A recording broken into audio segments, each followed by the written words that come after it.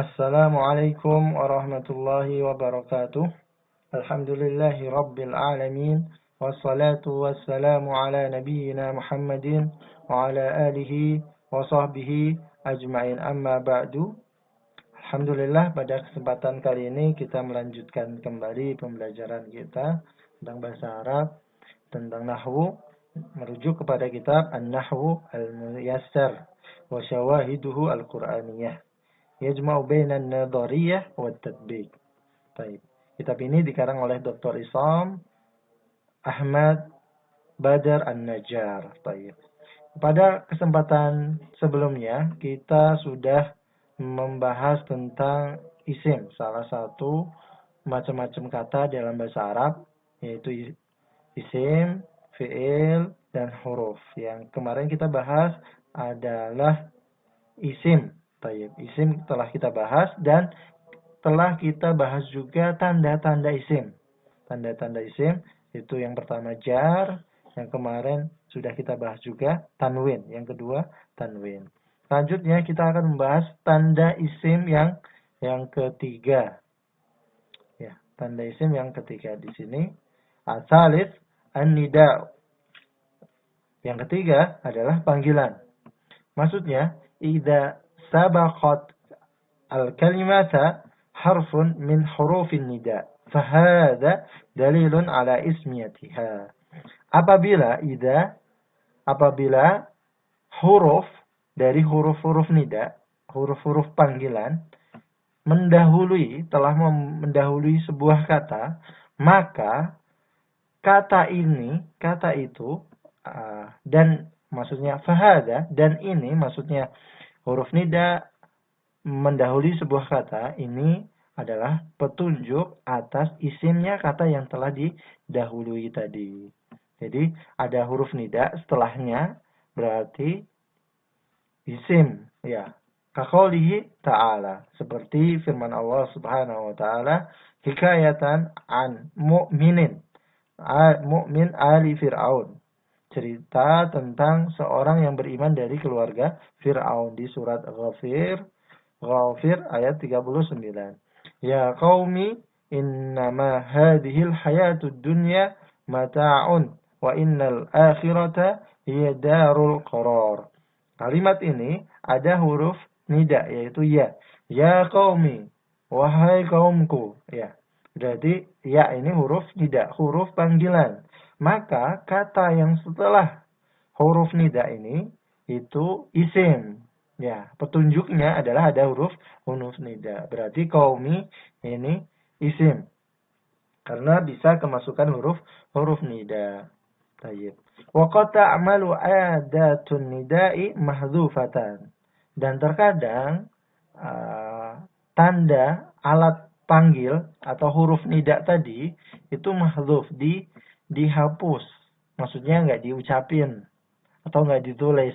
Kaqaulil mu'min, seperti perkataan orang-orang mukmin di surat Al-Baqarah, yang Allah firmankan di surat Al-Baqarah ayat 201, Rabbana atina fid dunya hasanah wa fil akhirati hasanah wa qina adzabannar.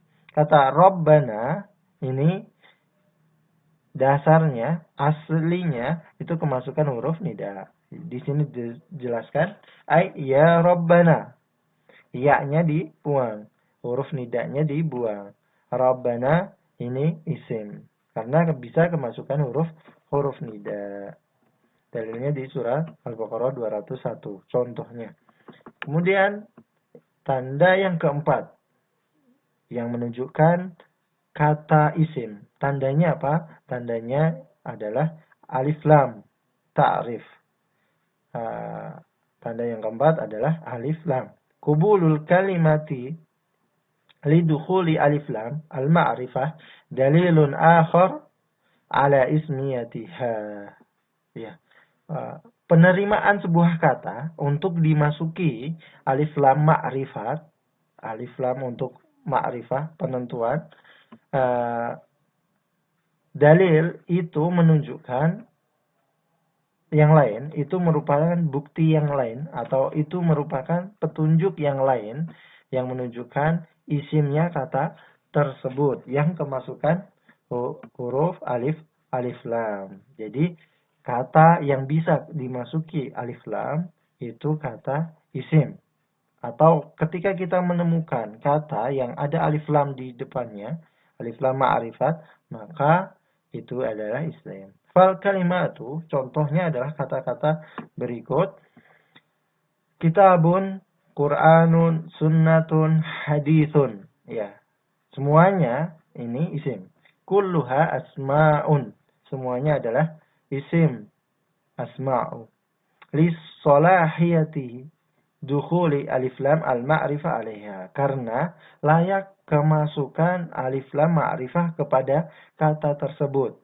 Jadi kata tersebut layak atau bisa kemasukan alif lam. Fatakulu, engkau bisa mengatakan dari kata-kata tadi, kitabun, Qur'anun, sunnatun, hadisun, dengan al-kitabu, al-Qur'anu, as-sunnatu, al-hadis. Semua kata ini adalah isim karena dapat kemasukan alif lam ma'rifah di depannya.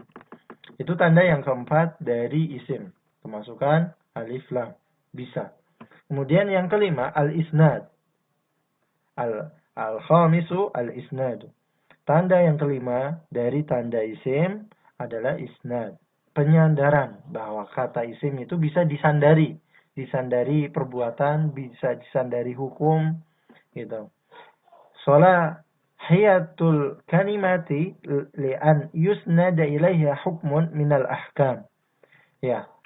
Kelayakan sebuah kata untuk disandarkan kepadanya sebuah hukum dari hukum-hukum, sebuah ketetapan dari ketetapan-ketetapan, maka itu isim. Ma'akubuliha al-hukmu, hukma. Bersamaan kata tersebut emang menerima hukum yang telah disandarkan kepadanya. Jadi kata yang bisa disandarkan perbuatan, pekerjaan atau ketetapan, maka dia isim. Fahada dalilun ala ismiyati. Ini menunjukkan kata tersebut itu isim. Keisiman kata tersebut. Fakalimatu Muhammad, contohnya kata Muhammad. Muhammadun fi qaulina, dalam perkataan kami, perkataan orang Arab, Muhammadun Rasulullah. Muhammadun Rasulullah. Kata Muhammad ini isim. Ya, isim. Kenapa kok isim? Li'annaha qabilat an yusnada ilaihal hukmu. Karena kata tersebut bisa menerima untuk disandarkan kepadanya hukum, sebuah hukum. Sebuah hukum bisa disandarkan kepada Muhammad. Apa hukumnya? Wahwa annahu Rasulullah. Bahwasanya Muhammad itu ditetapkan sebagai Rasulullah Sallallahu Alaihi Wasallam. Rasulullah. Jadi Rasulullah ini sebuah hukum, sebuah ketetapan yang disandarkan kepada kata Muhammad. Sehingga Muhammad adalah kata isim. Contoh lagi, wa kalimatul haqqi ismun fi qaulina. Kata hak, al-haqqu, ini adalah isim. Dalam ucapan kita, zaharal haqqu. Zaharal haqqu. Telah nampak sebuah kebenaran. Al-haq, ini kebenaran. Dan al-haq dikatakan dia isim karena bisa disandarkan sebuah hukum. Hukumnya apa ini? Telah nampak. Baik. Li'annahu jaza an yusnada ilaiha al-hukmu wa huwa adh-dhuhur. Karena al-haq itu boleh disandarkan, kata al-haq boleh disandarkan kepadanya sebuah hukum, yaitu adh-dhuhur, yaitu nampak, telah muncul atau telah nampak. Baik. Itu 4 tanda dari isim. Ketika isim ada 4 tanda tadi, ketika ada sebuah kata dan ada tanda 4 tadi, salah satunya, maka di kata tersebut adalah isim. Soalun yang menjadi pertanyaan apa? Hal yustaratu an tajtami'a kullu hadhil alamati litakuna al-kalimatu isman. Apakah disyaratkan semua tanda ini terkumpul? Apakah semua tanda ini, 4 tanda ini terkumpul agar kata tersebut bisa dikatakan isim? Maksudnya kalau nggak terkumpul 4 ini bukan isim. Pertanyaannya, apakah disyaratkan 4 semua tanda ini harus terkumpul baru kata tersebut dinamakan isim? Jawabnya adalah la yustaratu dzalik. Tidak disyaratkan. Maksudnya tidak harus 4 tanda tadi ada baru dikatakan kata tersebut itu isim. La yastaritu dzalik. Tidak disyaratkan. Bal takfi alamatun wahidah. Akan tetapi cukup 1 tanda. Jika ada dari tanda-tanda tadi, maka kata tersebut adalah isim. Walaupun tidak semua tanda ada, tapi ada 1 tanda, itu sudah cukup untuk menetapkan kata tersebut adalah isim. Wahada la yamna'uhu min istiraki alamatain. Dan ini juga tidak mencegah sebuah kata bisa terkumpul dua tanda. Ya, bisa ada dua tanda. Kata isim dimasuki dengan 2 tanda tadi, 2 alamat tadi. Famatalan, contohnya kalimatul hak, kalimatu tolian fi qaulika. Contohnya kata tolian, toliun fi qaulika dalam perkataanmu, ya tolian jabalan tamhalu. Wahai orang yang mendaki gunung. Ya, tamhalu. Pelan-pelan, jangan buru-buru, takut jatuh. Nah, kata tolian ini adalah isim. Tandanya apa? Kemasukan huruf nida dan tanwin. Ismun lin nidai wa tanwin. Isim. Kata tolian itu isim karena ada tanda panggilan, ya huruf nida, dan ada tanwin, tolian. Dengan dua tanda. Idan yumkinu tahdidul ismiyati al-kalimati biidkhali hadhil alamati alaiha. Jadi mungkin untuk menetapkan isimnya sebuah kata itu dengan memasukkan tanda-tanda ini kepada kata tersebut. Ya. 4 tanda tadi itu ketika kita bisa masukkan kepada sebuah kata, maka kata tersebut adalah isim. Baik, famasalan kalimatud dar. Contohnya adalah kata dar. Darun. Kata darun. Ya, yang pertama kita masukkan huruf jar. Tanda yang pertama dari tanda isim adalah huruf jar. Yang pertama. Contohnya, taharrajtu fi daril ulum. Saya telah lulus dari pesantren Darul Ulum. Nah, disebutkan fi daril ulumi. Kata dar ini kemasukan huruf jar di depannya. Maka kata dar ini adalah isim. Kemudian tanda yang kedua kita masukkan kepada sebuah kata dar. Contohnya ishtara itu daran wasi'atan. Saya telah membeli sebuah rumah yang luas. Kata daron ini kemasukan tanwin. Ya. Maka dia adalah isim. Kemudian tanda yang ketiga an-nida, yaitu panggilan. Ya darussalam, hamakallah. Maksudnya, wahai para penghuni Darussalam, semoga Allah menjagamu. Ya, kata dar bisa kemasukan huruf nida, maka dia dihukumi sebagai isim. Kemudian nggak bisa dibaca daro sebagai fa'il karena ada huruf nida. Ya, jadi darul Islam. Daronya itu isim, bukan fi'il. Kemudian tanda yang ke berapa ini? 1, 2, 3, 4. Ada tanda 4. Berarti afwan tadi ada 5 tanda, bukan 4 tanda. Tanda yang keempat alif lam. Alif lam. Ad-daru wasi'atun. Rumah itu luas. Kata ad-daru kemasukan dengan alif lam. Maka dia adalah isim. Kemudian yang kelima, tanda yang kelima adalah al-isnadu. Yaitu penyandaran. Kata isim dapat disandari sebuah hukum. Contohnya, wasi'atid daru kulla duyufi. Rumah itu telah mencukupi semua, cukup untuk semua tamu-tamuku. Kata dar ini disandarkan hukum, yaitu wasi'a, disandarkan kepada dar. Jadi isim bisa menerima semua tanda-tanda tadi.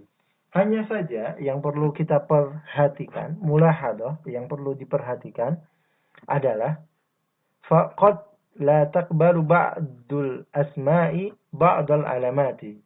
Terkadang beberapa isim, ini pengecualian, beberapa isim itu tidak menerima beberapa tanda dari 5 tanda tadi. Dia hanya menerima sebagian tanda yang lain tidak bisa menerimanya. Contohnya, famasalan kalimatu Ahmad la taqbalu alif lam wa la tanwin. Kata Ahmad, ya Ahmad, nama orang Ahmad, la taqbal. Dia tidak menerima alif lam. Jadi nggak bisa kita mengatakan al-Ahmadu. Beda lagi nanti.